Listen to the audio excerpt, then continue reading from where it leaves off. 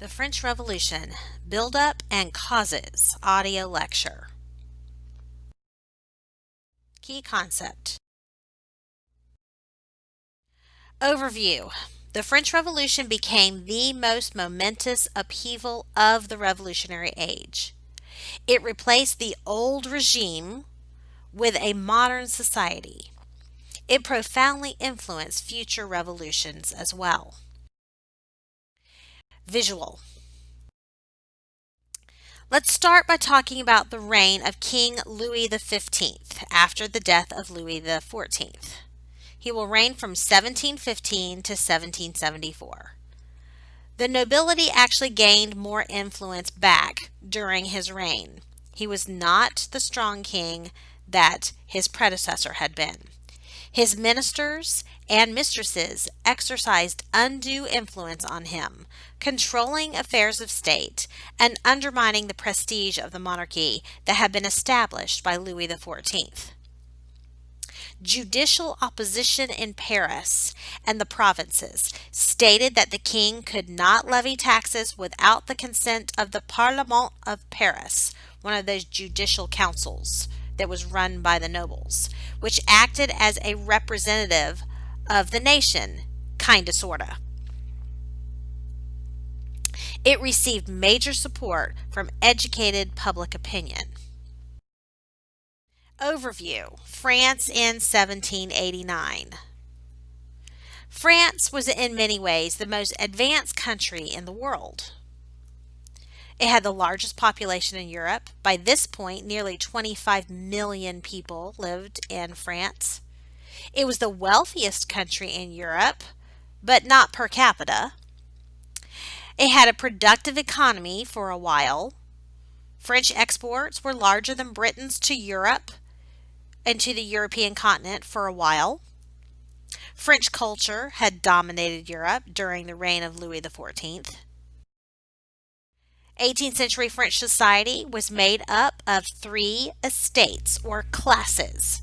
The first estate was the clergy, which made up 1% of the population and owned 20% of the land. The church owned 20% of the French land. The second estate were the nobles. They were 2 to 4% of the population and owned 25% of all the land.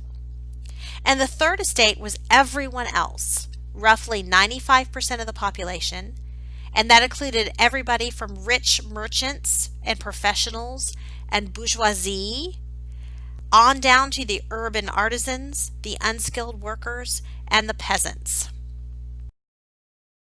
The three estates were a remnant of medieval France and did not really reflect the modern French nation.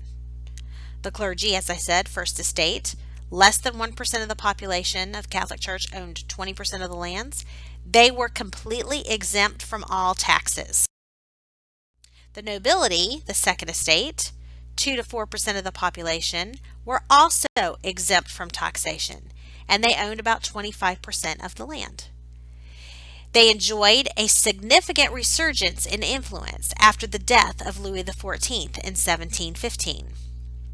The nobles enjoyed medieval manorial rights once again that allowed them to tax peasants for their own profit.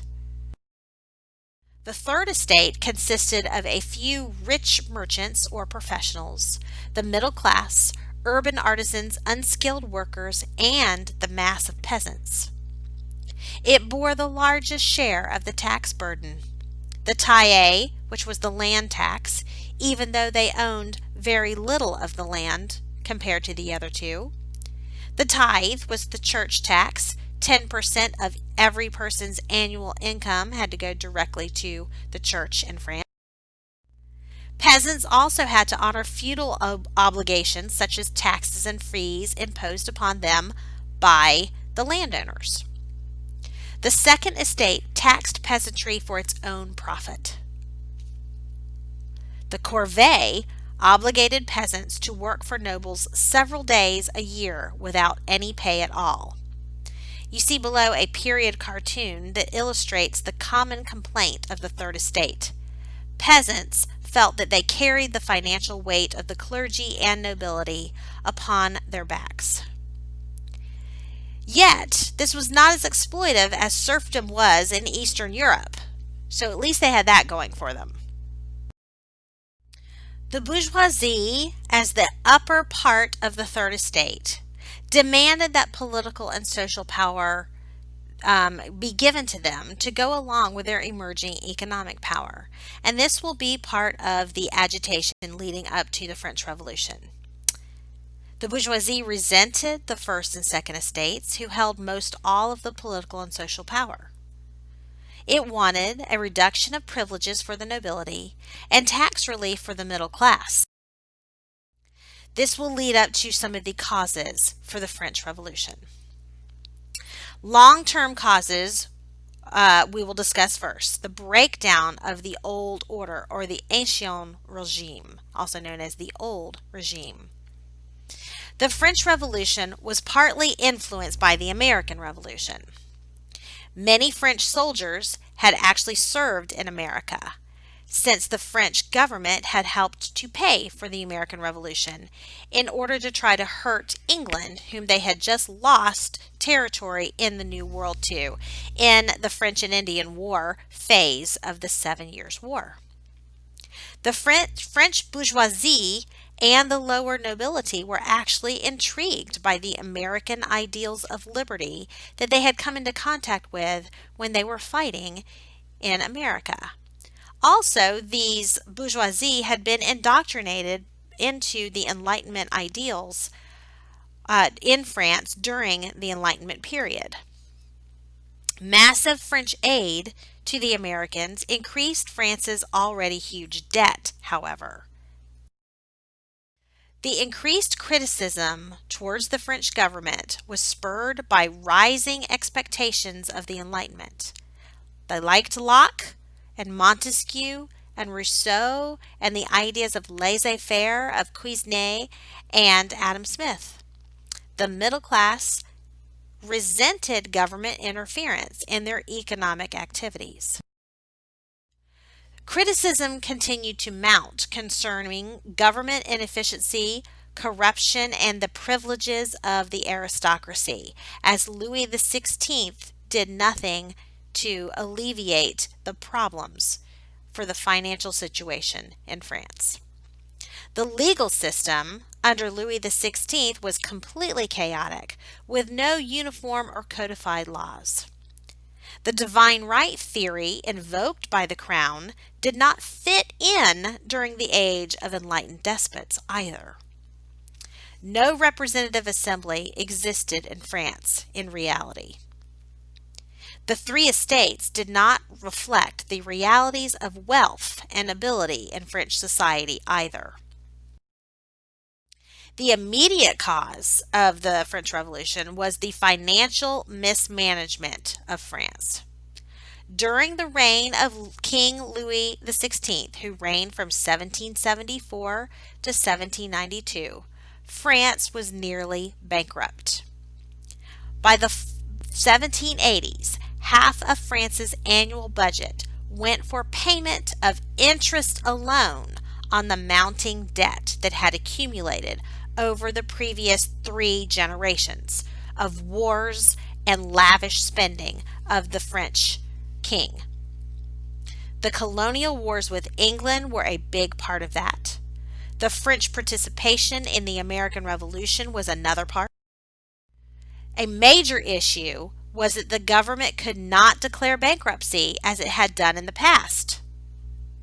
The aristocratic and bourgeois creditors did not allow their loans to be repudiated by the monarchy, as had been done in the past before the Bourbon dynasty. France had no central bank at this time. They had no paper currency and no means of creating credit either. The only way for the government to get revenue was to increase taxes. The government was dependent on the poorest classes in society for revenue, despite its having been taxed to its limits. The inefficiency and corruption of the tax systems under Louis XV and Louis XVI, and the corruption had hurt revenue collection. once again, all of the good that Louis XIV had been able to accomplish economically was gone. Businessmen and merchants attacked France's state-controlled mercantilist economy for its restrictive features. Inflation between 1730 and the 1780s resulted in dramatic price increases, while wages did not keep up. Bad harvests in those generations also made things much worse. Privileged classes refused to pay any higher taxes. Louis XVI was forced to summon an assembly of notables in 1787, hoping they would either approve the king's new tax program or consent to remove their own tax exemptions so he could collect taxes from them. No deal, needless to say. The nobles demanded that sweeping tax changes required approval of the Estates General. The Estates General had not met since 1614 as an advisory body to the king, because in the era of absolute monarchs, an absolute monarch does not need to ask advice from any kind of advisory body. So it had not met in more than 170 years. Nobles demanded that the sweeping tax changes, however, like I said, required approval of such a body. The king then dismissed the assembly of notables and established new taxes by decree. That didn't work either. The parlements that were controlled by the nobles, now that they were stronger than they had been under Louis XIV, blocked tax increases and new taxes. On July 5th, 1788, the king reluctantly summoned the Estates General. The king asked that all parties study the tax situation and make proposals to advise him on the organization of the Estates General under modern conditions, since it had not been called since 1614. Ironically, by forcing the summoning of the Estates General, the nobility of France unwittingly initiated the revolution, because it will be through the Estates General that finally the bourgeoisie, as members and leaders of the Third Estate, will start making real demands for changes in the government of France. The nobles actually did it to themselves, if you think about it. The Estates General will be called finally in May of 1789, and this will eventually be the kickoff to the revolution. Let's explain. It was a feudal assembly that represented the three estates, or three classes, in French society. It had only met twice, once in 1302 at its inception, and once in 1614. It had not been called since. So Louis XVI having to call upon the Estates General was a humiliating admission that he was powerless to stop the nobles and others from making demands on him. This meant that his power was not really as absolute as he had declared it to be. The cahiers de doléances were initiated. Each estate was instructed to compile a list of suggestions and grievances and present them to the king at this meeting at Versailles. The main issue dividing the three estates was how the Estates General should vote on how they should make suggestions to the king. Each estate was expected to elect its own representatives to go to the meeting in May of 1789. Most representatives of the Third Estate were well-educated and prosperous members of the middle class, or the bourgeoisie. They're not going to send the peasants. They're not going to pick representatives from the peasantry. They're going to pick representatives from the educated bourgeoisie. And remember, folks, these are the ones that have been being exposed to the ideals of the Enlightenment for 2 generations already by this point. There were no delegates from the ranks of the peasantry and the artisans. The Parlement of Paris ruled that voting in the Estates General would follow the tradition of each estate voting as a block, which meant 1 vote per estate. The first and second estates would thus control the Estates General, as both had similar interests to protect, despite the increased size of the third estate. The third estate was furious. They wanted vote by head, since they represented 95% of the population. Many were influenced by the writings of Abbé Sieyès. What is the third estate? He claimed the third estate should have the power in France completely. He stated the nobility should be abolished, and he believed the third estate represented the vast majority of the French society. He was quite the radical and ticked off by what he saw happening in France. He brought the ideas of Rousseau's social contract to the forefront of the minds of many of the Third Estate who were attending the Estates General meeting in 1789. The Estates General took place during the worst economic depression in the 18th century France. Grain shortages, poor harvest, and inflated bread prices persisted. On May 5, 1789, the Estates General met at Versailles. Like I said, each estate was ordered to meet and vote separately, and then make suggestions to the king.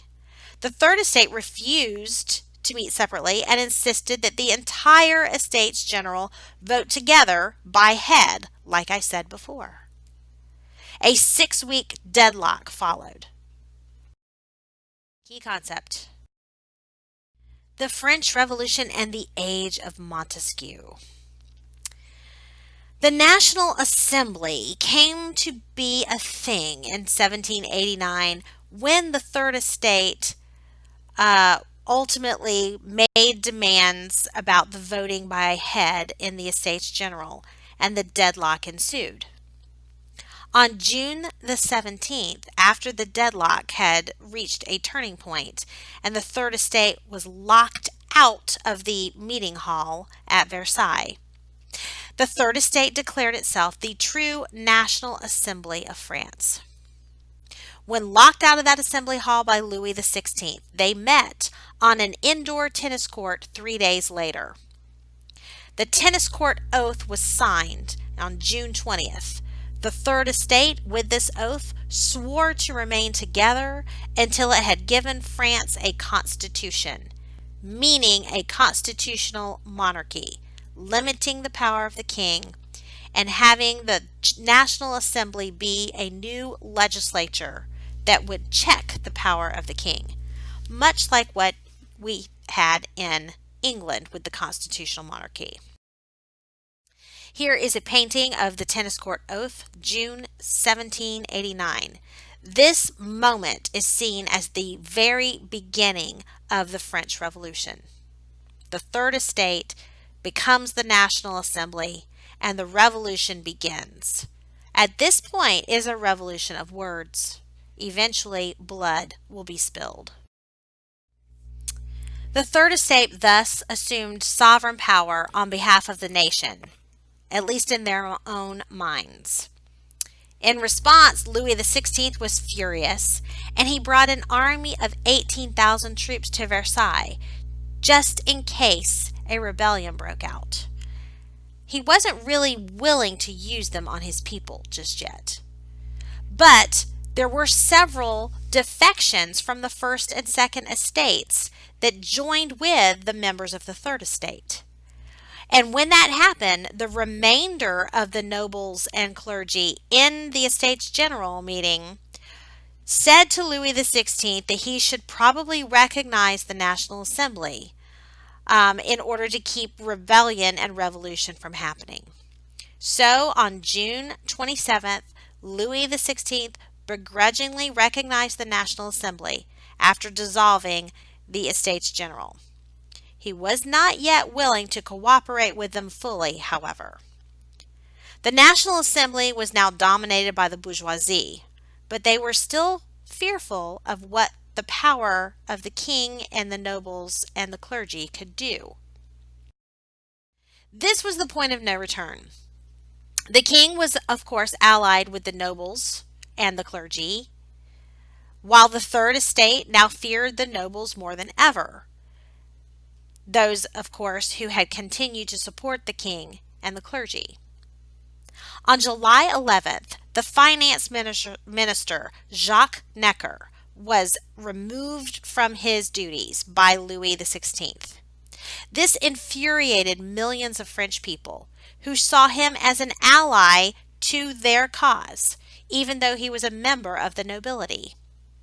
Jacques Necker was a liberal finance minister who had started under the last days of Louis XIV. He had sympathized with the Third Estate and continued to work under the reign of Louis XV and now under Louis XVI. He oversaw the meeting of the Estates General as he sympathized with the Third Estate. And his dismissal by Louis XVI in July of 1789 helped provoke the storming of the Bastille, which we will talk about momentarily. The king was forced to bring him back because the people demanded it. In other words, Jacques Necker was pointing out to Louis XVI that he had to deal with these people. Otherwise, France was going to collapse financially. The people liked that he supported their cause, that he was trying to point out to the king that he had to do something to fix the financial crisis. When Louis tried to silence him, they rebuffed Louis. The storming of the Bastille happened on July 14, 1789. This happens in Paris. By this point, the National Assembly had moved from their place in the tennis court to a place that could house them in Paris, the capital city of France. July 14th is still celebrated as the French Independence Day, much like America celebrates the 4th of July. The Parisian Revolution began in response, really, to food shortages, soaring bread prices, 25% unemployment, and the fear of military repression. Those troops that Louis had ordered to be on standby in case there was problems with the Third Estate, with the National Assembly, worried them. And so therefore they decided to revolt against the oppression of Louis before he could send those troops to hurt them in Paris. Workers and tradesmen began to arm themselves in response to the king's summoning of those troops to Versailles. And they went to the local armory in Paris that was located in the Bastille, an old prison. On July 14th, an angry mob stormed the Bastille in search of gunpowder and weapons. The heads of the prison's governor and the mayor were put on pikes and paraded through the streets, once they were beheaded, of course. Citizens appointed the Marquis de Lafayette to be the commander of the city's armed forces. This is the same Lafayette who had been sent to North America to help the colonists fight against the British in the American Revolution. Paris was lost to the king.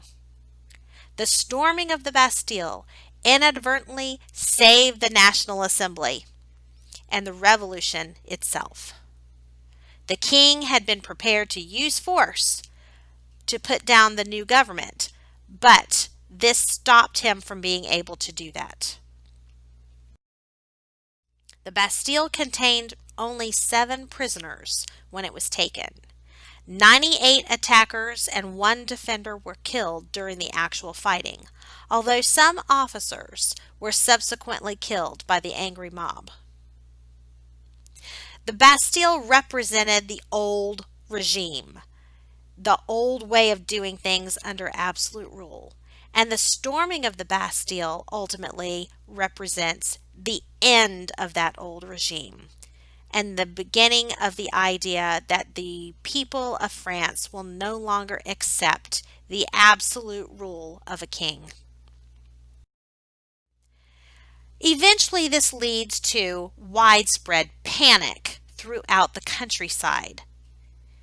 The Great Fear of 1789 commenced. The spirit of rebellion spread to the French countryside, sparking a wave of violence. Peasants attacked manor houses in an effort to destroy the legal records of their feudal obligations. Middle-class landowners were also attacked in the process. The middle class responded by forming a National Guard militia to protect property rights. On August 4th, the National Assembly voted to abolish, quote, feudalism in France and declared equality of taxation to all classes. This constituted one of the two great social changes of the French Revolution. The other will be the abolition of the guilds. It amounted to a peaceful social revolution. It ended serfdom where it existed. Exclusive hunting rights were also ended. Fees that were paid to the nobles from the peasants were ended. The corvée was ended, as well as other dues. The peasantry thus achieved a great unprecedented victory, and this will bring an end to the great fear, the revolting in the countryside. Henceforth, those peasants would work to consolidate their gains. As the Great Fear ended, peasants became a force for order and stability instead of chaos. Now that their property was guaranteed to be protected, they had a vested interest in making sure it remained protected. The National Assembly will then continue working towards writing a constitution for France, and they will start by making some declarations. Much like the Americans did in their Declaration of Independence, the National Assembly will write the Declaration of the Rights of Man and Citizen, and it will be issued officially on August 26, 1789. It became the constitutional blueprint for France. It was influenced by American constitutional ideas that were written that same year. It guaranteed due process of law. A citizen was innocent until proven guilty. It established sovereignty of the people. Enlightenment philosophy and classical liberalism were enshrined. Men are born and remain free and equal in rights, is a quote from the document. Natural rights are liberty, property, security, and resistance to oppression. These ideals come directly from John Locke. Law is an expression of the general will, was also enshrined in this document, obviously enshrining the ideas of Rousseau. And liberty was defined as freedom to do anything that was not injurious to others, as determined only by the law. Freedom of expression and religion were also outlined. Taxes could be raised only with the consent of everyone, or common consent as they called it. All public servants were accountable for conduct in office. The separation of powers were established through separate branches of the government. Montesquieu again. Confiscation of property from private persons had to be done only with fair compensation. This will be an issue that will be a problem later as we move into the radical phase of the French Revolution in the Reign of Terror. We'll revisit this idea later. Citizen is the title that will now apply to all French people, regardless of class. No longer will they use the old noble titles of Madame and Monsieur. Now everyone will be citizen or citizeness. The unity of the National Assembly began to unravel, however, when dealing with the issue of the monarch's power. How much power should the monarch have in this new constitutional monarchy they are establishing? This occurred shortly after the adoption of the Declaration of the Rights of Man. Key concept. The rights of women, where were they in these new times? Women did gain some increased rights to divorce, to inherit property, and to get child support from the fathers of their illegitimate children with this early phase of the French Revolution. Women, however, did not share in the equal rights outlined by the Declaration on the Rights of Man and Citizen. Women could not vote or hold office, while the existing system gave males the advantage in family law, property rights, and education. Olympia de Gouges wrote a document in 1791, The Rights of Woman. Following the official Declaration of the Rights of Man, which she read, in each of the 17 articles in the Rights of Woman, she applied each and every one of those articles to women explicitly in each case, as a point counterpoint. She also asserted the right of women to divorce, to control property in marriage, and equal access to higher education and civilian careers and public employment. She was way ahead of her time. Mary Wollstonecraft was another woman who was influenced by Olympia de Gouges and was concerned over what was happening in France. Even though she was living in England, she was concerned over what was happening in France, not including women in the Declaration on the Rights of Man. So she wrote a book called The Vindication of the Rights of Woman in 1792. This will eventually become like the Bible for the women's rights movements in both the United Kingdom and in the United States. In it, she defended de Gauche's ideas of women being equal citizens. Madame de Stael was another who lived in France and had participated in the salon practice. She ran salons, wrote a lot, wrote widely read books that were read by many. She also opposed the subordination of women that the revolution seemed to do so little to change. Eventually, these women, not Mary Wollstonecraft because she was in England, but Madame de Stael and Olympia de Gouges, will lose their heads in the more radical phase of the revolution during the Reign of Terror because of what they spoke out against. They were seen as speaking out against the revolution itself by arguing that the revolution didn't do enough for women. And therefore, if you speak out against the revolution, you are seen as an anti-revolutionary and you have committed treason. We'll talk more specifically about that at a later date. That's all we're covering for the audio lecture. We'll finish the rest in class. Probably the most significant movement of women in the early phase of the French Revolution is the Women's March to Versailles in October of 1789. This is when women who were facing starving children at home, having to watch their babies die, pushed the revolution forward. These shortages of bread persisted. They were incited by Jean-Paul Marat, the newspaper editor who published L'Ami du Peuple, the friend of the people. He instigated them to go and march to Versailles to demand bread from the king. Since he and his cohorts sat in Versailles eating a variety of wonderful foods while everyone else starved, about 7,000 women, along with the Paris National Guard, marched the 12 miles from Paris to Versailles, demanding the king address their economic problems.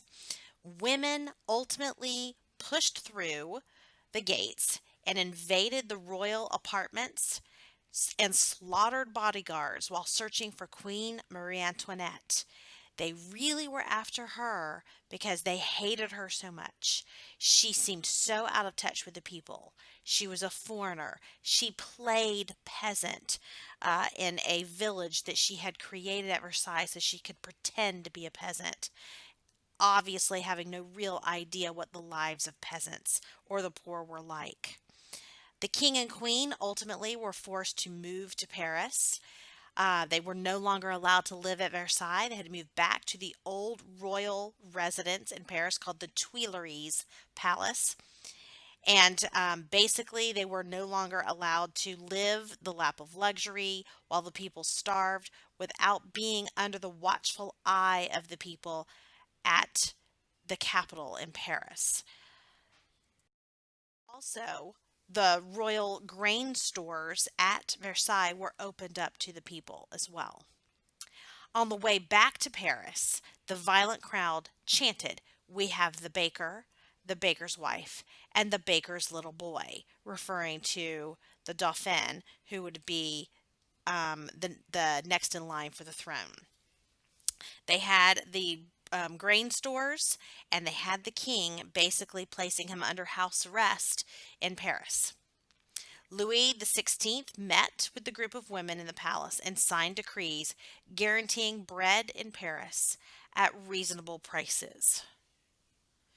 Below, you see a picture, very famous painting of the Women's Bread March.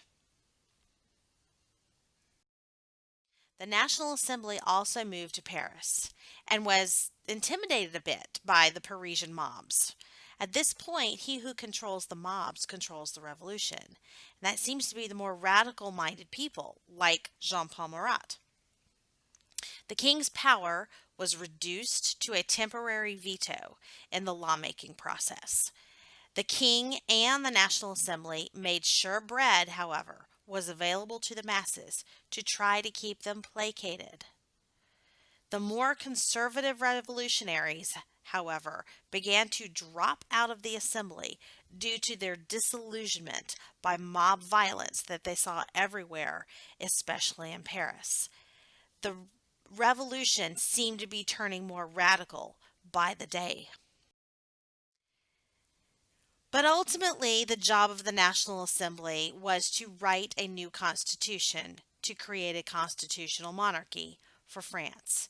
And so we finally have, after 2 years, the creation of the Constitution of 1791. The civil constitution of the clergy was also part of this, that came about the year before. In essence, the civil constitution of the clergy, or the CCC, secularized religion in France. It created a national church with 83 bishops and dioceses. It was the biggest mistake, however, made by the National Assembly, and it represented its first significant failure. Ultimately, it forced all of the Catholic clergy in France to recognize the government of France as the primary authority over them. They had to sign an oath stating that their loyalty was to France, not to the Pope. And ultimately, this put all of those Catholic clergy between a rock and a hard place. If they signed off on the civil constitution of the clergy, they were ultimately going to be excommunicated by the Pope, and their souls would be damned to hell, they thought. If they didn't sign it, they would be executed as traitors to the revolution and traitors to the people of France. Church property was also confiscated to pay off the national debt and to try to at least alleviate some of the economic problems that were still around in France. They were still needing to be addressed. All clergymen would be paid by the state and elected by all citizens, virtually making the church an arm of the government.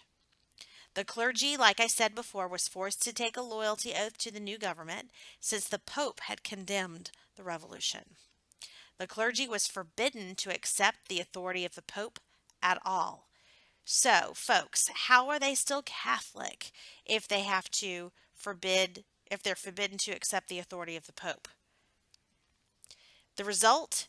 It deeply divided France over the issue of religion, especially among the peasantry in the countryside, who were still so firmly entrenched in Catholic traditions. Their entire lives were centered around Catholicism, and many of them were concerned for their own souls if the French government went this route. The Pope also condemned the act as an attempt to subjugate the church, which of course it was.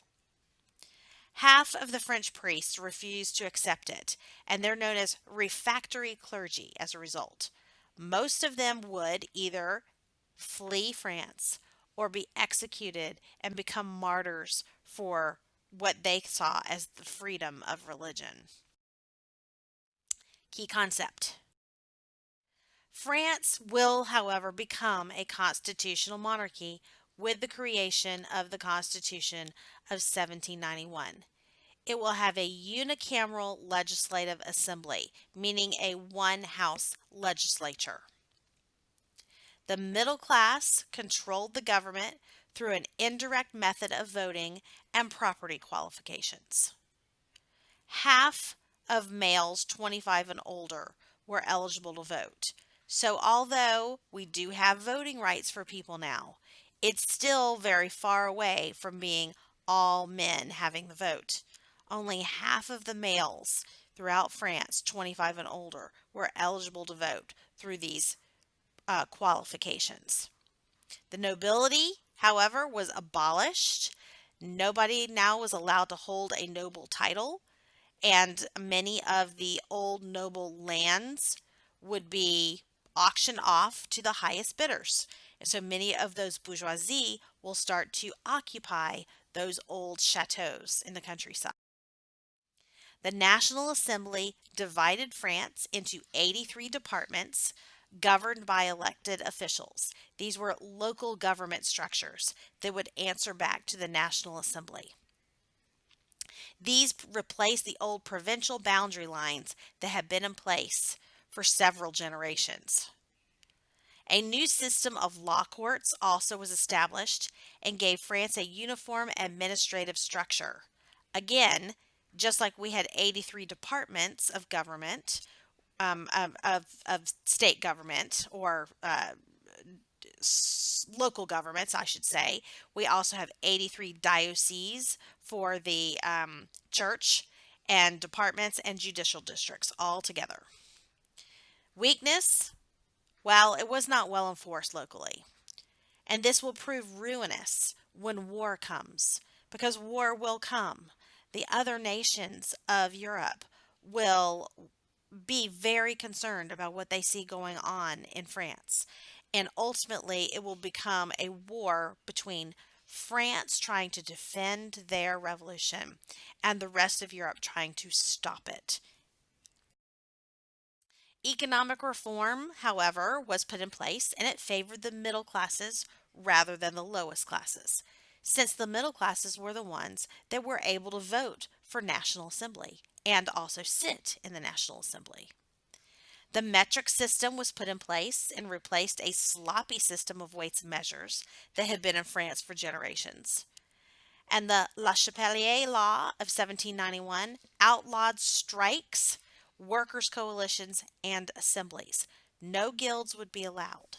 This was a way for the upper middle class bourgeoisie to kind of keep a handle on the lower working classes.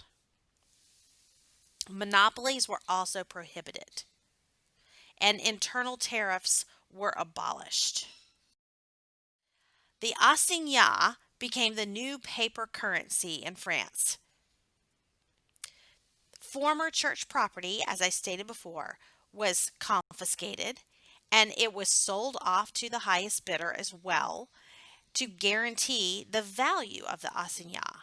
So ultimately, those who purchased those church lands were basically providing the collateral for the backup of these assignats, the paper currency.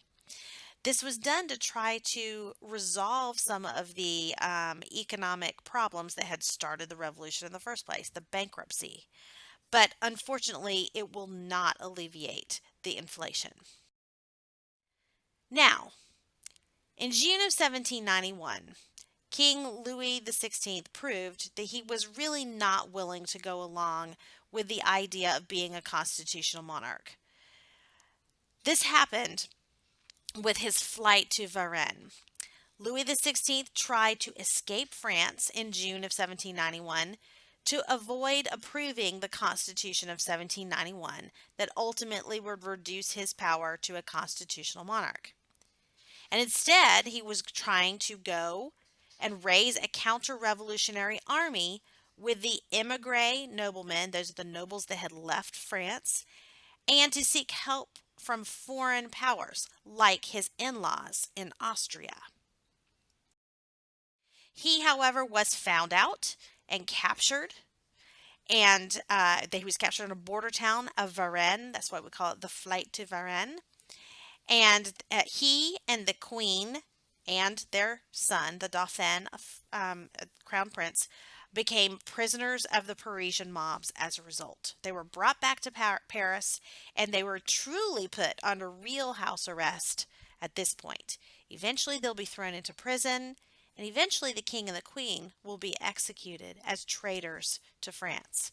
That won't happen for another couple of years. Their son, however, will die in prison before he's ever able to be executed. Louis was forced to accept the constitutional monarchy, but in reality, he will lose any real bargaining chip he might have had. And he will be, as I said, placed under house arrest. And within a year, he will be deposed as king. The king was now viewed by many as a traitor to his country, and he lost much of his public support as a result.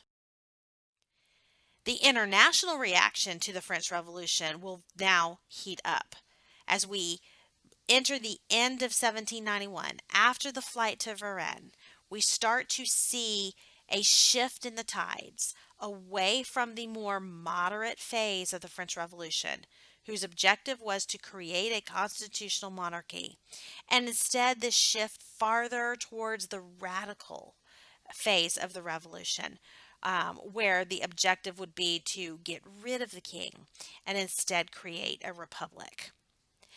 The international reaction will ultimately be fueled by rhetoric that was being espoused by people like Edmund Burke in England. He was a Tory in England who was a prime minister, sorry, not a prime minister, but a parliament member. And he wrote a book called The Reflections on the Revolution in France that was published in 1790, a year before the king tried to flee and then was placed under house arrest. In this book is one of the great intellectual defenses of European conservatism and an argument against revolutions like the one in France. He defended inherited privileges, especially those of the English monarchy and the aristocracy. Now remember, folks, Burke lives in England, which is a constitutional monarchy, where the king's powers are limited by the parliament. But he's still defending inherited privileges and saying that what had happened in France was the people going too far. He predicted anarchy and dictatorship in France if the mobs were left to continue to have so much of an impact on society. He may be right. Eventually, Burke came to urge war, Europe uniting against France in a war as an ideological struggle against what he called French barbarism that he worried would spread to the rest of Europe. Now, on the other end of the political spectrum, we see the writings of Thomas Paine. Thomas Paine, of course, in 1791 published The Rights of Man. Remember, Thomas Paine was by this point an American citizen since we had already revolted and won our revolution. He was the one that had published Common Sense to try to urge the American patriots to revolt against the King of England. He wrote Rights of Man in 1791 using, of course, the title from the Declaration on the Rights of Man. In this, he responded to Burke's argument by defending Enlightenment principles and France's Revolution, which he saw as the natural turn of events once the Enlightenment principles are embraced by the majority. He saw the triumph of liberty over despotism in what was happening.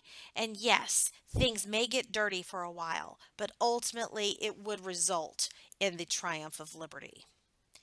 But kings and nobles throughout Europe began to feel threatened when the revolution in France became more and more radical.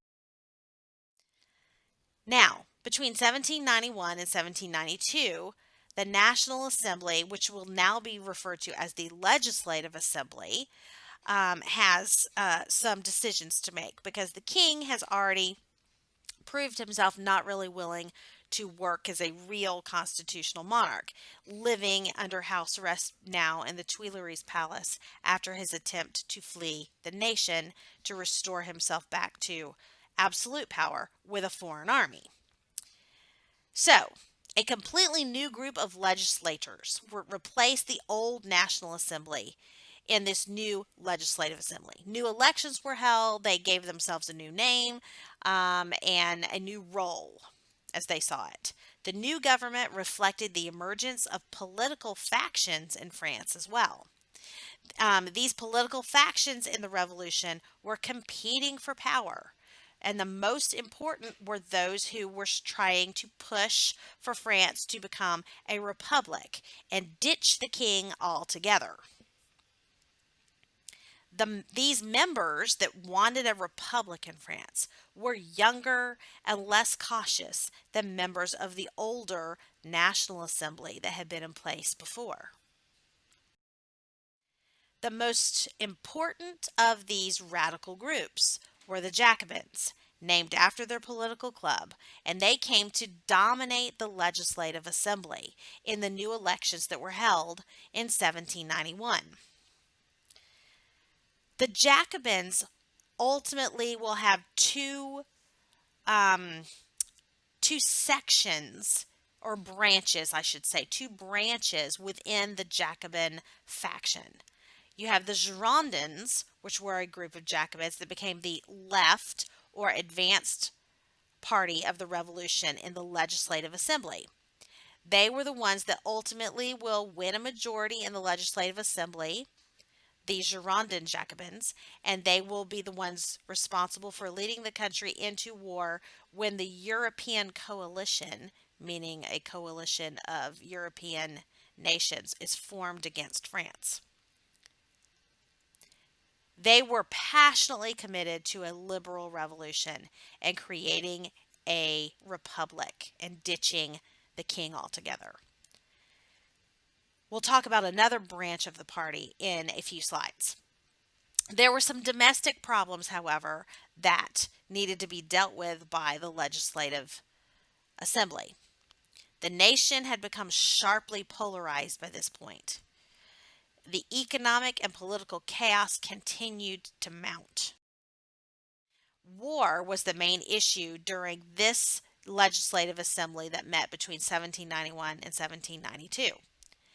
Because in August of 1791, the Declaration of Pillnitz was issued by the countries of Prussia and Austria.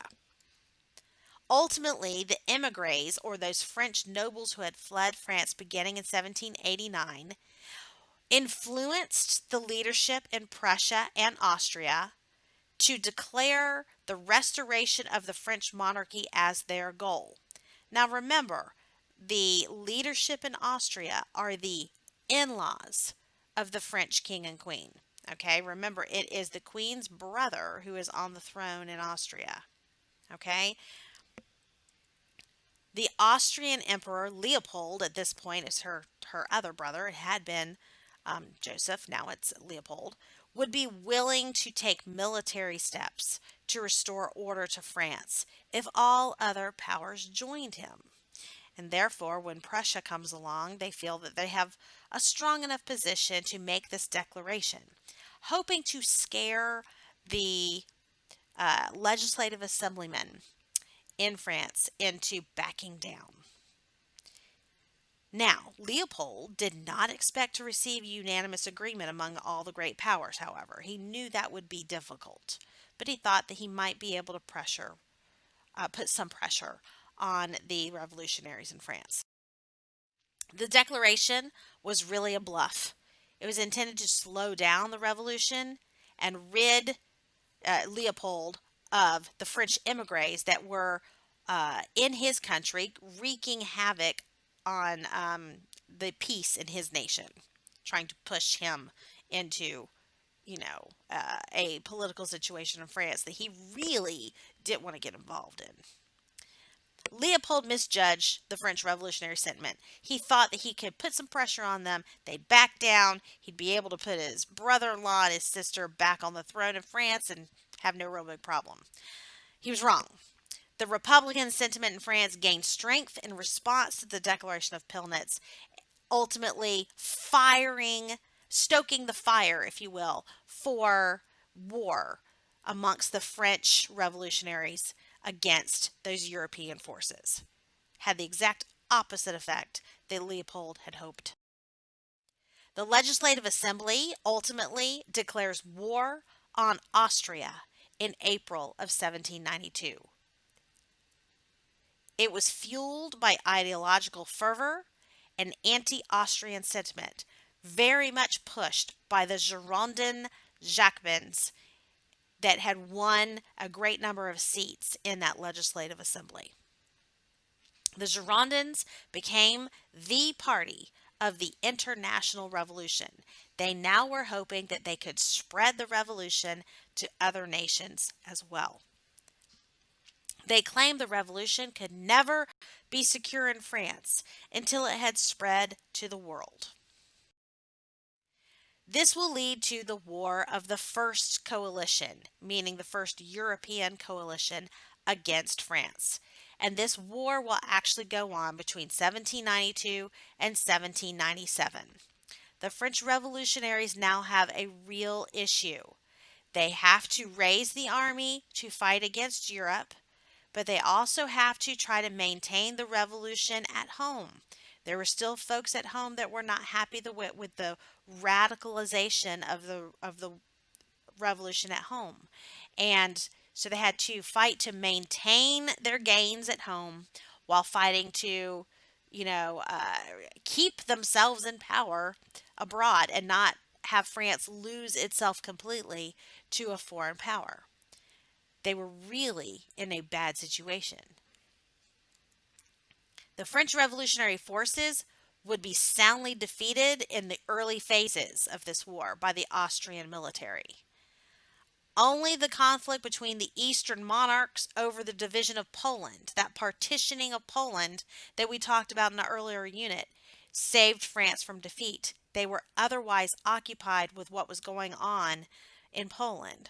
And that's what saved France from complete defeat and allowed for the French to live another day to fight again against the Europeans and defend their revolution. The Jacobins in the Legislative Assembly blamed their defeat on Louis XVI, believing him to be part of the conspiracy with Prussia and Austria to place himself, saying that he had had correspondence with them, even though he was living under house arrest, saying that he was part of a conspiracy to end the revolution, to put himself back firmly in absolute control of France, which of course is an easy assumption to make since they caught him trying to flee France to do just that. The Brunswick Manifesto was issued in July of 1792, July 25th, 1792. It was another threat by Prussia and Austria, threatening to destroy Paris, that capital city, if the royal family was harmed. There were many in the Legislative Assembly, as well as the mobs in Paris, that now were calling for the head of the king. And they heard these rumors and they said, basically, with the Brunswick Manifesto, Austria and Prussia said, don't you dare touch a hair on his head. If you take things the way the English did in the English Civil War and kill your king, there'll be problems. There'll be hell to pay. In response, however, the Jacobin incited mobs seized Paris, and revolutionary sentiment was stoked by radical Jacobin members like Robespierre, Danton, and of course the journalist Marat. Robespierre, Danton, and Marat will become sort of the leaders in this radical phase of the French Revolution as we enter the radical phase of the French Revolution. Danton, who's in the center, being the head of the Girondin faction or branch of the Jacobins, and Robespierre on the left being in charge of the smaller but even more radical mountain branch of the Jacobin faction. Marat was more of a mountain supporter than he was a Girondin supporter. But right now, they're all still on the same page, being all Jacobins, of course. In August 10th, 1792, the Tuileries Palace, the King's Palace in Paris, was stormed by the mobs in Paris. The king was taken prisoner officially and after fleeing to the Legislative Assembly. The Legislative Assembly placed him under arrest and basically charged him with treason against the people of France. This marked the beginning of the Second Revolution, or as we now know it, the radical phase of the French Revolution. The storming of the Tuileries happened again August 10th, 1792, and you see a painting of it below. A revolutionary municipal government was set up in Paris, which effectively usurped the power of the Legislative Assembly. Things are getting even more radical. This revolutionary municipal government was led by Georges-Jacques Danton, the head of the Girondin faction in the Jacobin party. At the urging of radicals, the Legislative Assembly suspended the Constitution of 1791, which was a constitution with a monarch. It was a constitution for a constitutional monarchy. And since they have now arrested the king, they recognize they need to create a new government with a new constitution. It also ordered new elections based on universal male suffrage to summon a new national convention to give France a republican form of government. Universal male suffrage will be all men having the vote, no matter whether they own property or not. That is extremely unusual at this point in time and very radical. These changes that happen, including the, arrest of the king, he's not being executed yet, not until January of 1793, just so you know. But the radicalization of the revolution ultimately led to more bloodshed within France as well, to try to see how there were some that were revolting against the revolution, thinking things had gone too far, and others pushing for more. So the September massacres of 1792 are a result of this. Rumors had spread that imprisoned counter-revolutionary aristocrats and priests were plotting with foreign invaders to topple the French Revolution. The Prussian army's invasion of eastern France that happened at the same time increased this popular hysteria. In response, the mobs, especially those in Paris, slaughtered over 1,000 priests, some upper bourgeoisie even that were not seen to be supportive enough of the changes that were being made, and aristocrats who opposed their program, many of whom were in prison. So they break into the prisons, folks, and they kill a lot of the political prisoners there without due process, without a trial. That's why it's called the September Massacres. Most of the revolution's remaining foreign supporters were shocked by this violence, and so many of them would think things are turning too radical for us to support them any longer, or for us to at least give lip service to supporting them. This included the United States, folks. President George Washington was very concerned with the violence that he saw going on in France during this time. And this is one of the reasons why the Neutrality Acts would be signed in America, where we basically said we were not going to get involved in what was going on in the French Revolution. Any of you who saw Hamilton will remember that whole debate between Jefferson and Hamilton over whether or not the French Revolution should be supported. Key concept. Okay, so like we have seen before, the three big phases of the French Revolution, we've already gone through the age of Montesquieu, or the moderate phase of the revolution, where a constitutional monarchy was the desire, with the National Assembly in charge, then the Legislative Assembly.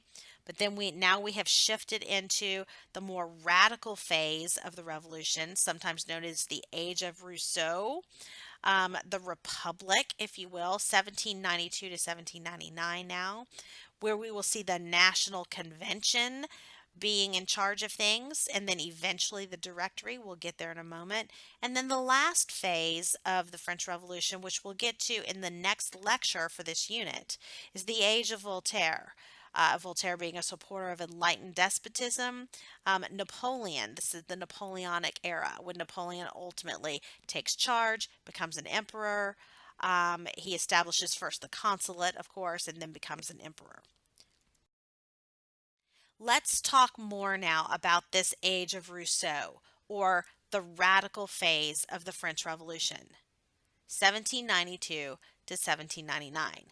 In reality, the most radical parts of this phase are only between 1792, late 1792, and mid 1794. Okay, so about a year and a half, but it's still part of the same time period. We need to start with the National Convention. This was when finally they had deposed the king. They declare France a republic, and so they once again established the new governing body, no longer the National Assembly or the Legislative Assembly, which were connected to a monarch, having a constitutional monarchy, but now establishing what is known as the National Convention, which would be a Jacobin run republic. 1792 to 1795, the National Convention will be in charge of France. France proclaimed a republic officially on September 21st, 1792. The monarchy was abolished. The king, remember, is in prison. So the monarchy was abolished and replaced by a republican form of government. Society was based on the ideals of equality, liberty, and fraternity. A majority of the members of the National Convention were Jacobins and, of course, supporters of republicanism, who were well-educated middle-class folk. Two factions, however, as I was stating before, started to emerge among the Jacobins, or two branches of the Jacobin party. The Mountain were radical Republicans. They were mostly from the cities like Paris, urban, upper middle class folks. And its leaders, initially Danton, who was a leader in the Girondins, was also joining with the Mountain at this point. You see some unity there. Danton and Robespierre sat at the uppermost left-hand benches of the Assembly Hall. This is why when we refer to the political factions still to this day, we talk about left, right, and center on the political spectrum. It comes from the French Revolution, because the most radical-minded people who sat in the assembly at it during the French Revolution, sat on the upper left hand corner. Okay, so the left hand side. The more conservative ones sat on the right, and those that were kind of somewhere in the middle, of course, sat in the middle, the center. Now, I mentioned before that Danton will be in charge of the Girondins. He actually would be a Girondin, but he was trying to maintain a kind of unity with Robespierre, recognizing his power with this smaller mountain branch of the Jacobins. So they're eventually going to have division, and it's going to lead to problems between the two of them. We'll talk more about that later. The Girondins would eventually be, like I say, more moderate than the mountain and predominantly rural. And eventually, Danton, when he and Robespierre have a split in their ideas about what should happen with the National Convention, Danton will take control of the Girondin faction, Robespierre being in charge of the mountain faction, and ultimately, we will see how this division plays out. The sans-culottes became very influential on the National Convention during the radical phase of the revolution. Now, the sans-culotte, that just means in French, it means without pants. Now, they're not a bunch of people running around without pants on. The sans-culotte basically represented the working class in the urban centers like Paris. Okay? They called themselves sans-culotte because they were designating themselves as basically blue collar people, working class people.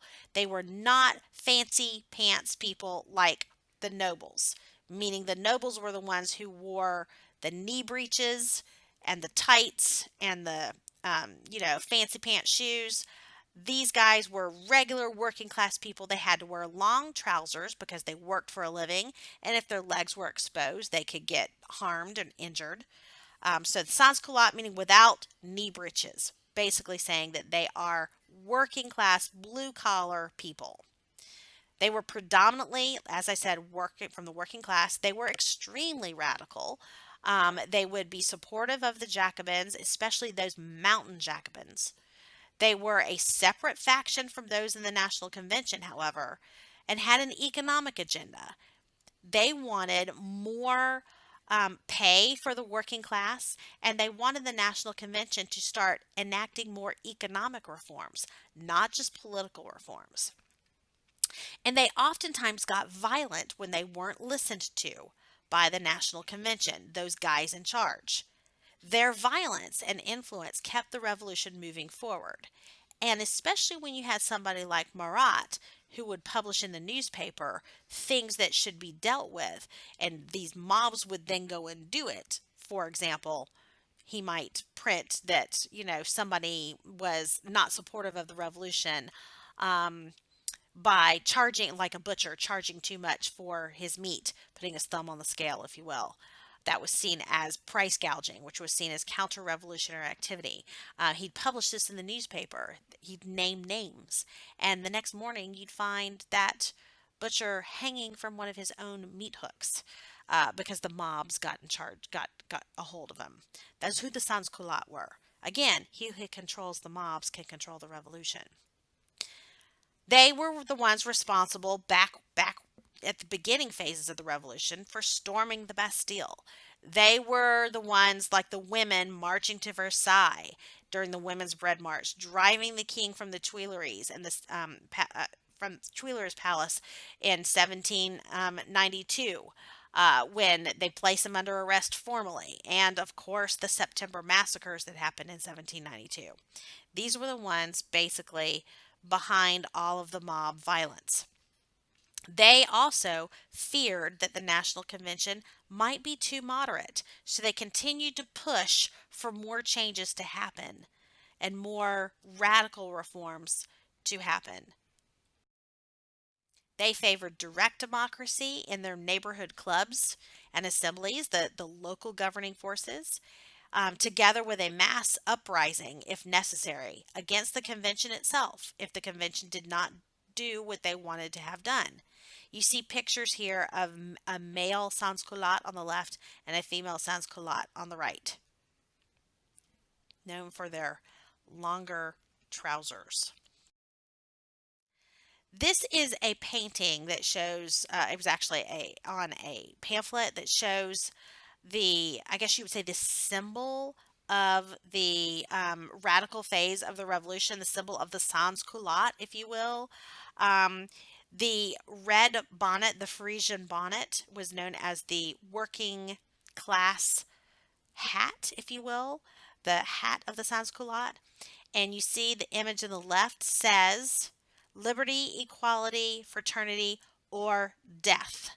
The sans-culottes were willing to push for these changes of liberty, equality, fraternity, which they saw as also being economic reforms, or they were willing to die trying. This becomes kind of the backbone of the radical phase of the French Revolution. And the College Board has used this image many times on their exams. This is an artist representation also of Marianne, who is the symbol of liberty and democracy in France. It was adopted during the French Revolution, and it will reappear throughout the 19th century in France as well. She's basically Lady Liberty of France, Marianne. The Revolutionary Army is continuing to have to fight against the united forces of Prussia and Austria at this point throughout the fall of 1792. While at home, there's these um, um, massacres and things going on to try to keep the revolution going at home, or who's going to be in charge of the revolution at home. It's a mess, folks.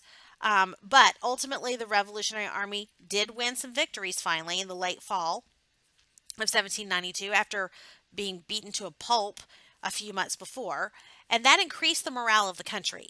They all had something to rally behind. In February of 1793, the National Convention declared war on now Britain and Holland and Spain, who had also come into the European coalition against France, in addition to its war that continued on with Austria and Prussia. It is in February of 1793 that we start referring to this as the first coalition, or the first European coalition against France. It's more than just Prussia and Austria now. It is basically most of the heavy hitters in Europe versus France. Louis XVI was seen as the symbol that those nations wanted to put back on the throne by many of the revolutionaries in France. So he was formally put on trial and convicted of treason against the people of France. And on January 1793, he was executed. He was accused of having conspired with Austria against the revolution, and those who voted for regicide or killing of the king now had to make sure that they preserved the government, for they would lose their lives if the royalists returned to power. The Republic's military fortunes were in a state of crisis by the spring of 1793, though. Those small victories that they had made were short-lived. Now, with the killing of the king, and now with the victories halted, things were getting dire for France, because internally there was chaos going on between different groups pushing for different things in the revolution, and externally they were fighting. France was fighting for its life to maintain its liberty, to maintain its sovereignty against most of the heavy hitters of Europe. Again, folks, the French Revolution was a mess. It was more than just a French Revolution. It was an international war. Here is a painting of the execution of Louis XVI. You see them is after the guillotine has fallen, his head has come off, and his head is being held up so the crowds of people can view it. We'll talk more about that guillotine in a later slide. In May of 1793, the Mountain Jacobins, supported by the Sans-Culottes, ousted the Girondins from their majority position in the National Convention. The Mountain believed that the Girondins would eventually give up their alliance with the more radicals and instead ally with conservatives and royalists in order to retain their power. The Mountain did not believe the Girondists were radical enough, were supportive enough of the changes to be made. The Enrages, or the radical working class leaders of Paris, who were part of the Sans-Culottes, or the leadership of the Sans-Culottes in Paris, ultimately helped to push this decision of this division, and they seized and arrested 31 Girondist members of the National Convention and left the Mountain in control of the Jacobin Party and in control of the entire convention. This is when we see a split between Robespierre and Danton. Danton had thought that Robespierre had gone too far with his support from the Enrages, and he was the one who, Danton ultimately sided with the Girondins instead. Ultimately, this division will pit these two men and their factions against one another, and Robespierre will come out on top and in charge of the National Convention. Ultimately, Danton will lose his life as a result. These enrages were even more radical than the traditional sans-culottes. They saw themselves more as the leadership of the radical factions. Many Girondins fled Paris and even started to work against the revolution in the countryside. Not really working against the revolution all the way, though, just working against the Mountain in charge of the radical phase of the revolution. They thought that the Mountain had taken things too far. Marat was one of those Mountain members, and ultimately, because of his influence that he had through his press, through his newspaper, he would be stabbed to death by a radical supporter of the Girondist faction from the countryside. Her name was Charlotte Corday. Yes, a woman. In 1793, she breaks into his home in Paris. He had been in the bath writing, as you see here in this Jacques-Louis David painting of the death of Marat. Marat had a skin condition which caused him to have to soak in the tub to alleviate the pain in his skin, and she killed him while he sat in his bathtub soaking and writing. Again, this is Jacques-Louis David's painting. It's a famous neoclassical painting, The Death of Marat. Marat will be seen by many in the Mountain faction, including Robespierre, as a martyr for the revolution, as a martyr for the radical cause, for the Mountain cause. And ultimately, Robespierre will use this as a rally cry for the Mountain to maintain their position of power and to continue to push things even more radical. Eventually, they will even arrest and kill Danton himself as a counter-revolutionary and chop his head off too. The Jacobins closed women's political clubs by 1793 and 1794, though. So some of those women who had been influential will lose their influence because of the dire situation that was going on in the war. Okay, so I'm picking up with the Committee of Public Safety for our recording here. By the summer of 1793, the Committee of Public Safety became an emergency government to deal with the internal and external challenges to the revolution. The Committee of Public Safety was put in charge of the war effort. They were like the War Department for France, but they were also responsible for cleaning house internally inside France of anyone who did not support what the government was doing. Remember what I said in class. The radicals were in charge of the National Convention. Those radical Mountain Jacobins. And if you weren't completely 100% behind what they wanted to do, you were seen as an enemy to the state. This Committee of Public Safety was led by Maximilien Robespierre. He was the one in charge of the entire the organization. He was influenced heavily by the ideas of Rousseau, and he fanatically supported revolutionary idealism. We talked a little bit about him in class, but he was very much of the mind that the general will can never be wrong. And the general will, as far as he was concerned, was whatever the mountain Jacobins determined it would be. Louis Saint Just was another major leader alongside Robespierre, who also believed in the same principles. Eventually, however, he will challenge Robespierre enough that he will fall prey to Robespierre's reign of terror. The Committee of Public Safety closely collaborated with the Sans-Culottes, using their rioting and their violence, directing it towards their own enemies, the ones that they saw as the enemies of the state. He who controls the mobs controls the revolution. The Committee of Public Safety issued a law of maximums. This was a planned economy to respond to the food shortages and related economic problems. They saw the food shortages in France as an issue that needed to be dealt with in order for France to be able to effectively defend itself against the foreign powers. This would enable France to wage total war against its external enemies if they could resolve the financial crisis, so they could funnel more funds to supporting the war effort.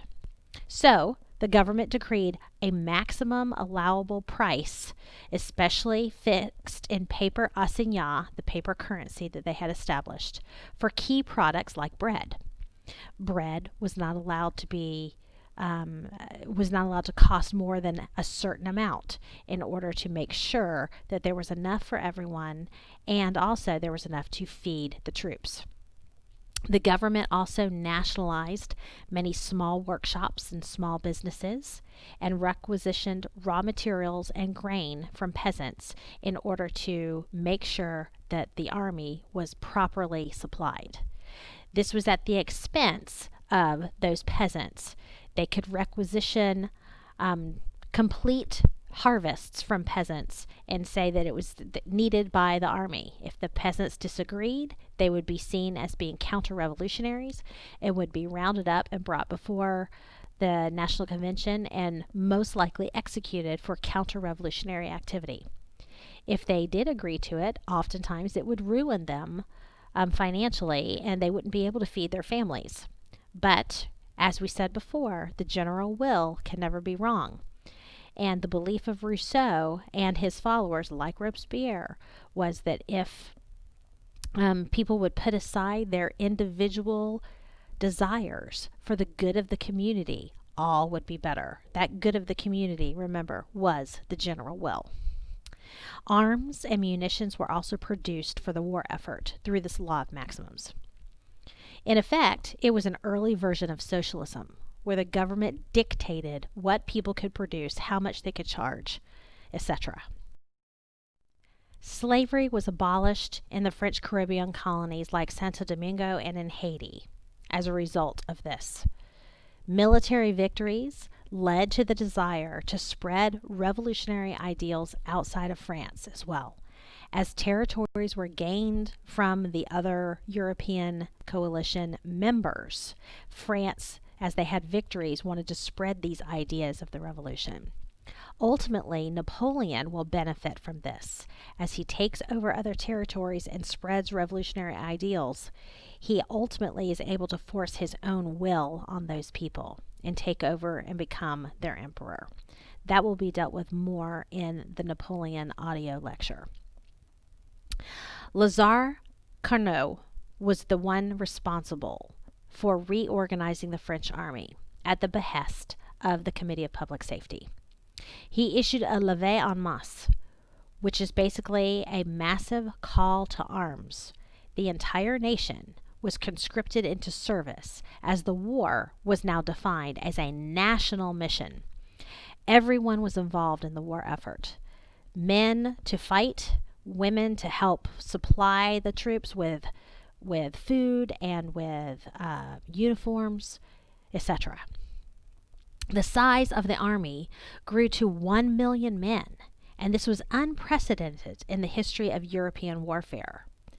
Yes, this was not yet a professional army, but it will be.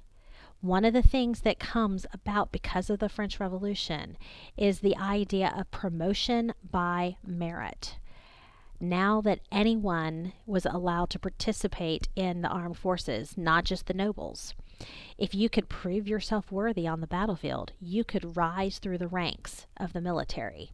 This opened up a new avenue for the lower classes that had never been open to them before. And in reality, if it hadn't been for the French Revolution opening up to promotion by merit in the French army, Napoleon would have never been able to become who he became. By July 1794, the Austrian Netherlands and the Rhineland, that's the territory between Prussia and France along the Rhine River, were once again controlled by France. The planned economy made mobilization of the new French National Guard army effective. Nationalism became a strong force uniting the French people. Victories led to a relaxation of some of the emergency controls, but the reign of terror would be extended over time. Now, let's talk a little bit about the reign of terror. This happens between 1793 and 1794. This was the most notorious event of the Revolution. Initially, it starts when the Committee of Public Safety issued the Law of Suspects. The Law of Suspects alleged enemies of the Revolution were brought before the revolutionary tribunals that were created to hear cases of treason. This was instituted as an alternative to the lynch law of the September massacres. So instead of letting the mobs take care of the counter-revolutionary activity, now it would be done by the government itself through these revolutionary tribunals. This political cartoon illustrates the Law of Suspects as Robespierre searches for potential enemies of the revolution with his sifter. And those that fall through are the ones that boil in the water. Queen Marie Antoinette was executed as a result of this. She had been in prison for quite some time, but she was finally executed in October of 1793. So she dies about 9 months after her husband did. Their son would end up dying in prison of illness before he was able to be executed. About 40,000 people total throughout France were executed or died in prison during the Reign of Terror. Many of them died at the guillotine that we were talking about earlier in this lecture. Executions ultimately became a spectator sport as a result of this new method of execution. The terror also became a political weapon. It was not aimed at any class in particular. It enshrined the idea of equality before the law, just like the Declaration on the Rights of Man had determined. 8% of those who fell prey to the Reign of Terror and died as counter-revolutionaries at the guillotine were nobles. 14% were actually bourgeoisie, mainly from the southern cities, those that did not fall in line with the mountain Jacobins in charge of the National Convention. 6% of them were clergy, and 70% were peasants and the laboring classes that the revolution was supposed to be speaking for in the first place. So it just goes to show you that terror leads to hysteria and not always logical decisions being made. Most of the deaths occurred in places in open revolt against the National Convention, ones that did not like what the convention was doing, such as the Vendée in western France. Most of those who died in the Vendée province were farmers, peasant farmers, who did not like the Committee of Public Safety demanding that they give over all of their crops for the good of the military, because it was bankrupting them. But if you refused, you were seen as a counter-revolutionary, and you were brought before the tribunal, and you were executed as a traitor. Another 300,000 were imprisoned. The guillotine was known as the National Razor. This is an engraving of Robespierre guillotining the executioner himself after having guillotined everyone else in France. Things got out of control. Robespierre became paranoid, and he used the guillotine to get rid of any enemies that he had, potential or real. It is dreadful but necessary. This is an anonymous print from a journal that was printed in 1794. Eventually, no one could feel safe from Robespierre's terror, as leading Jacobins who opposed Robespierre were eventually executed as well. As Danton was led to his execution, he predicted that Robespierre would fall within 3 months. Robespierre will eventually fall and be the final victim of the Reign of Terror. The Girondists, as I stated before, were executed in September of 1793, including Charlotte Corday, who had assassinated Marat. Danton and his followers were executed in April of 1794, and you will watch portions of that in the movie that we will watch together. Then Robespierre will initiate what he calls a Republic of Virtue. By this point, since Robespierre is virtually in charge of the National Convention as well as the Committee of Public Safety, he is virtually a dictator.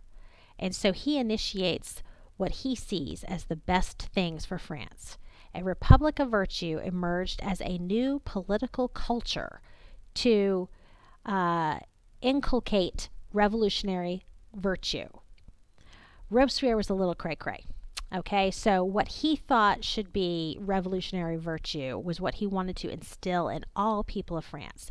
Basically, he was trying to dictate morality to the people of France, morality as he saw fit.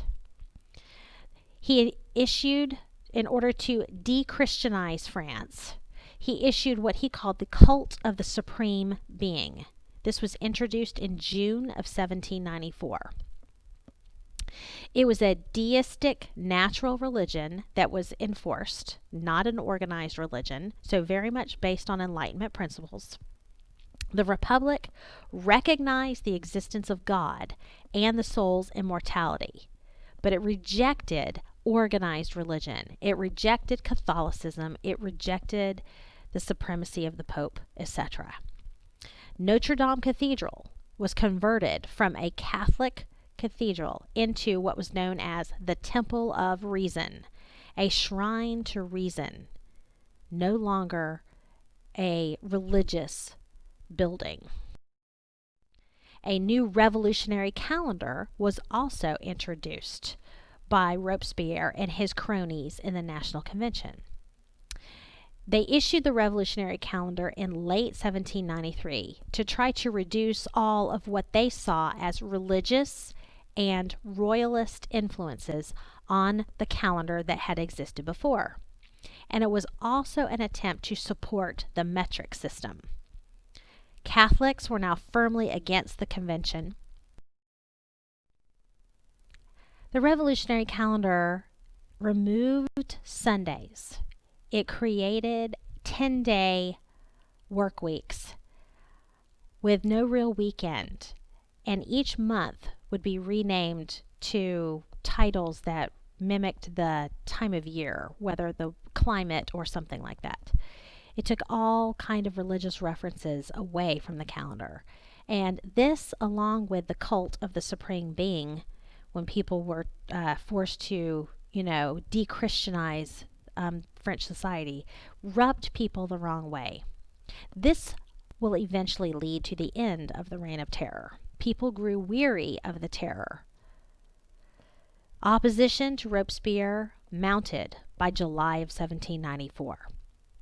And on July 27th, 1794, he was denounced in the National Convention himself. He was arrested and he was executed the next day with his close associates. It's kind of a poetic justice that the creator of the Reign of Terror ultimately falls victim as the final victim of the Reign of Terror. Some followers of the Enlightenment, who were influenced by the ideas of Voltaire, helped to bring about his downfall. They saw him by this point as a tyrant and a dictator, that he had taken things so far beyond what was really enlightened that he needed to be silenced. After the death of Danton, many in the National Convention, is what it should say rather than Assembly, feared that they might be next on the chopping block.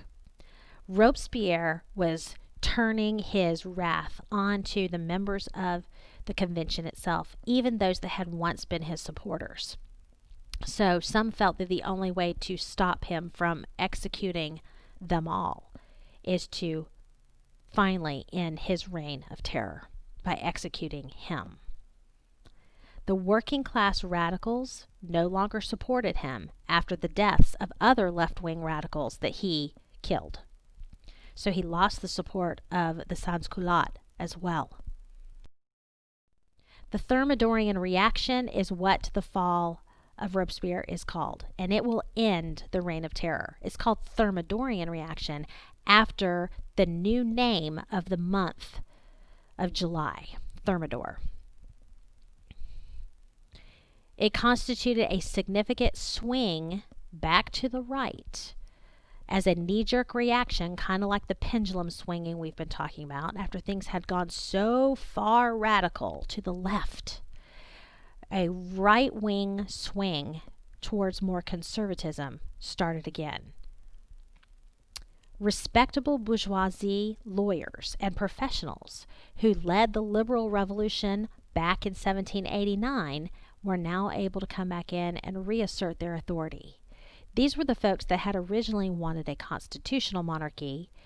They had been quiet enough to remain alive through the Republican phase, and now they're reasserting their authority. They're not trying to end the Republic. They're just trying to make it less radical at this point. They reduced the powers of the Committee of Public Safety. They worried about dictatorship again, and they also closed the Jacobin Club formally. The Girondins were readmitted to the National Convention. This will lead to what is known as the Directory Phase, 1795 to 1799. A new constitution, once again, this is our third constitution. We had one for the constitutional monarchy, Constitution of 1791. Then we had one in 1792 that had to be written for the Republic, and now one again for this new Republican form of government under the Directory.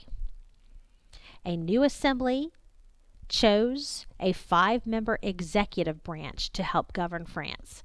This executive branch of 5 people would be known as the Directory, and those that sat on the executive branch were known as directors. They wanted to avoid one person being in charge of both the National Assembly or Convention and the executive branch, like had happened with Robespierre. So this way there's 5 people who are in charge of the executive branch, and the National Convention will still be the legislative branch. More like what Montesquieu had said should be done with the balance of powers. It contained a bicameral legislature this time, so we have a 2-house legislature. And almost all adult males were still able to vote, but they only voted for electors who would then vote for the members of the government. So it kind of watered down your vote a little bit that way. Office holding was reserved for property owners. So although all could technically vote for the electors, the only ones who were able to actually serve in the government were property owners. And what we mean by property is, of course, bourgeoisie who owned businesses and those kinds of things as well. Not just nobles, because many nobles had left France or been killed during the Terror. And as we know, the nobility itself had been outlawed. The upper middle class basically controlled the government with this new constitution of 1795. All economic controls were removed that had been established by the law of maximums, and this also ended the influence of the sans-culotte.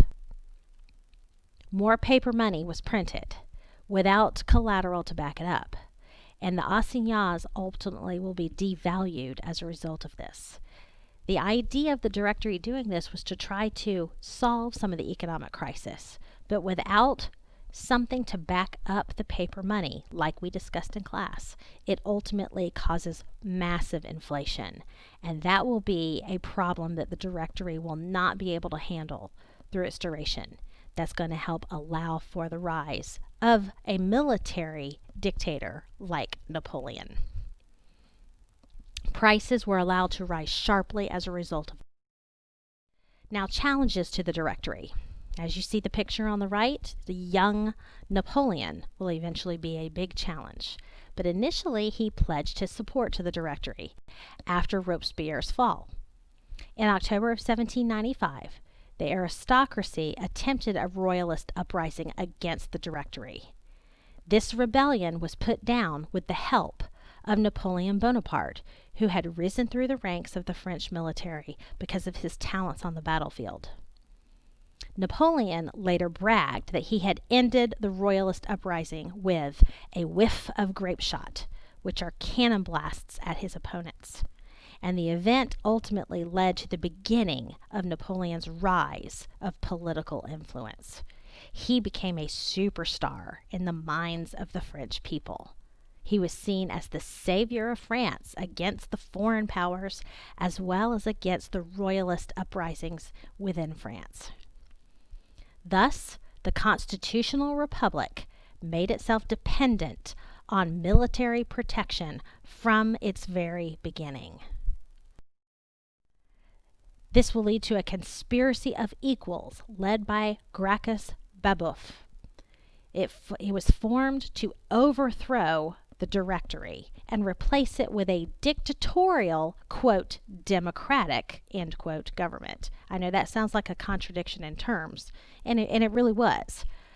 This dictatorial democratic government would abolish private property and enforce equality. This was regarded really as a precursor to modern communism.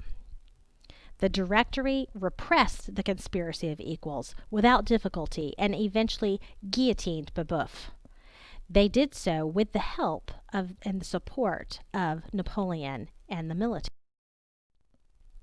But growing inflation and mass public dissatisfaction continued to mount against the Directory, and the Directory ignored these economic problems and the public dissatisfaction. The government was bankrupt. It was corrupt, and it was unwilling to control the inflation that severely hurt the impoverished masses of the French peasants. The idea of maintaining the Republic as a free or constitutional government ultimately would be abandoned. Military successes during the Directory phase enabled it to remain in power, however, until 1799. It was only that very military that would replace the Directory ultimately. The end of the Directory. A conspiracy emerged to save the revolution and prevent a royalist return to power, and this would ultimately lead to the rise of Napoleon as the political dictator in France. It started with the Abbé Sieyès, a leader of the conspiracy, who invited Napoleon to join the conspirators and overthrow the Directory. He did so upon returning from Egypt with his forces. Napoleon had been sent on the Egyptian campaign, was not doing well in Egypt, as you will learn about in the Napoleon audio lecture, but was able to return home and blame his losses on the Directory. He was so popular with the people at home that they continued to resent the Directory and ultimately applaud Napoleon. This will lead to the coup d'etat of 18 Brumaire, or the coup d'etat Brumaire, as it's sometimes called. Again, the revolutionary calendar names. This happened in November 1799. Upon returning from Egypt with his forces, Napoleon drove the legislators from the Legislative Assembly. A new constitution was established, thus beginning what was called the Consulate era. Napoleon had effectively overthrown the Directory and put himself as the new consul of France. He will then utilize a plebiscite. A plebiscite is a general referendum. It's basically a yes or no question posed to the people. So in this way, he utilizes the universal male suffrage that had been put in place at the beginning of the First French Republic. But it was overwhelmingly approved all of his initiatives. He will use this to show the rest of Europe that he had the will of the people behind him. So him establishing himself ultimately as the only leader in France was agreed to, was overwhelmingly approved by the people of France using this plebiscite. Napoleon Bonaparte in the coup d'etat of 18 Brumaire in St. Cloud is shown here. And ultimately it will allow him to eventually be able to crown himself Emperor of France. Again, this will be covered in more detail in the Napoleon audio lecture. Here is the anatomy of the revolution in France. It starts off with the old regime, the conservatives in power, or the royalists, then moves the revolution run by moderates, the National Assembly in the hands of the bourgeoisie, the original members of the Third Estate that had attended the Estates General meeting. It then moves in a more radical direction, where the radicals take the revolution to the extreme with the sans-culottes, the Jacobins, in particular the mountain faction of the Jacobins, the Enragés and the Herbicides. Then it leads to the Reign of Terror with the Committee of Public Safety under the leadership of Robespierre, who virtually becomes a dictator as a result. They sought to strictly regulate people's lives.